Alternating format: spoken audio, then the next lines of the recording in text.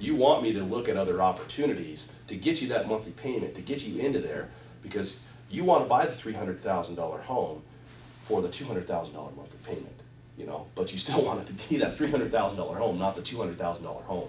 And so you need to look at that differently. They need to pay attention to those things, because, you know, that moment that they sign that dotted line, you know, at the closing table, now that home that they just bought has been devalued the price that they just asked me to devalue it by.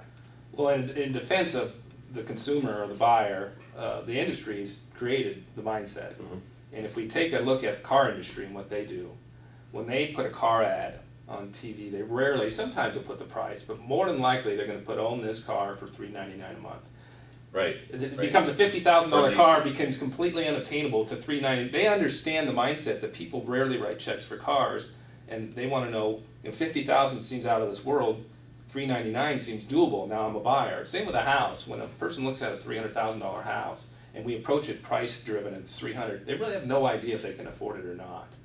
You know, they can go to a mortgage calculator and they don't really know the guidelines or how much you need down. And it really, I think it's going to take a shift of the mindset of how we approach marketing and real estate to let people know that we can sit here and talk about the interest component and the power and the leverage, but until the whole industry kind of approaches it that way, where it's going to be a struggle, and it's a, I don't know if a disservice is the right word, to the consumer, that they probably can't afford and benefit a lot more than they know. We're just not telling them up front as clearly as we can.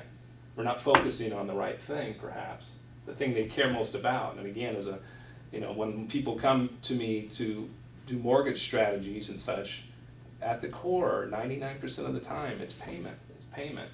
But yet, that's not what's marketed.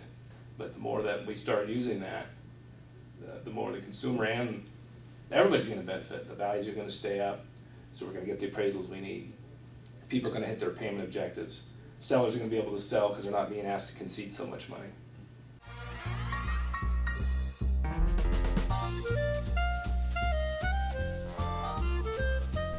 So what did you think? Well, we're not done. Now, got questions? Remember, go to thebuildersblocks.com and let's hear your questions. And stay tuned, there is a lot more to come, and we're excited to bring it to you.